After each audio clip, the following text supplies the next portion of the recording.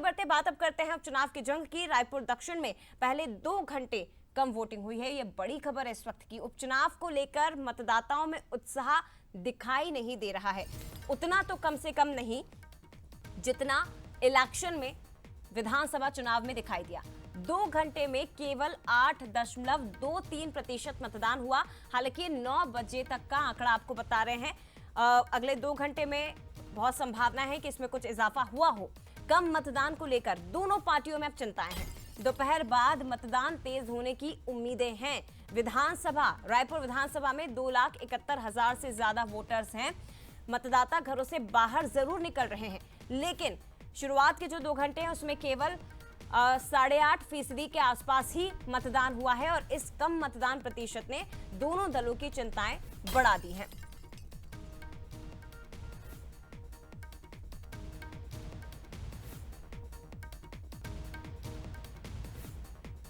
तो बड़ी खबर है इस वक्त की। रायपुर दक्षिण सीट ब्रजमोहन अग्रवाल रिकॉर्ड मतों से उन्होंने यहां पर जीत दर्ज की थी 23 के चुनाव में।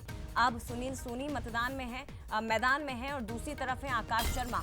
लेकिन जो मतदान प्रतिशत अभी तक सामने आया है उसके मुताबिक बाय इलेक्शन में मतदाताओं में उस तरह का उत्साह नजर नहीं आ रहा है जिसकी उम्मीद राजनीतिक दलों ने की थी कि मतदाता घरों से बाहर निकलेंगे और मत का प्रयोग करेंगे।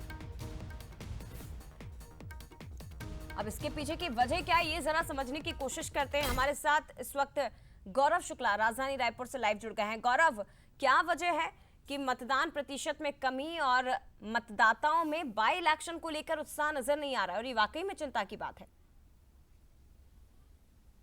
जी बिल्कुल, देखिए यदि हम 2023 विधानसभा चुनाव की बात करें तो परिणाम बीजेपी के पक्ष में था और लगातार दक्षिण विधानसभा सीट से जीतते आ रहे ब्रजमोहन अग्रवाल ने बम्पर जीत दर्ज की थी और लगभग 55% का जो वो चुनाव हुआ था वो ये इस क्षेत्र में हुआ था। और आज सुबह से ही 7 बजे से ही यदि हम तमाम बूथों की बात करें 253 बूथ जो हैं इसके दक्षिण उपचुनाव के लिए बनाए गए हैं। लेकिन आप देख सकते हैं कि बड़ी आसानी से यहाँ पर मतदाता जो है वो अपने मताधिकार का प्रयोग करके तुरंत निकल जा रहे हैं। भीड़ कहीं नज़र नहीं आ रही है, कहीं किसी बूथ में भी लाइन नहीं लगी है।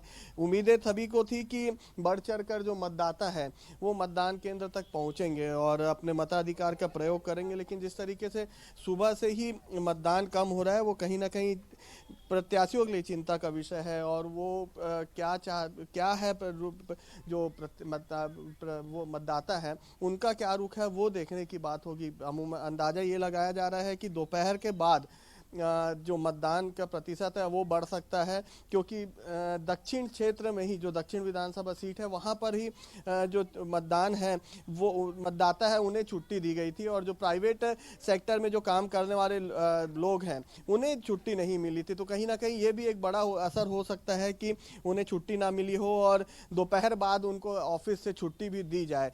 तो ऐसा देखने को मिल रहा है। देखिए मतदान करके आ रहे हैं दंपत्ति, हम उनसे भी बात करते हैं। आप लोगों ने अभी अपने मताधिकार का प्रयोग किया है? जी जरूर। ज्यादा समय नहीं लगा? नहीं बिल्कुल नहीं, तुरंत आए तुरंत गए।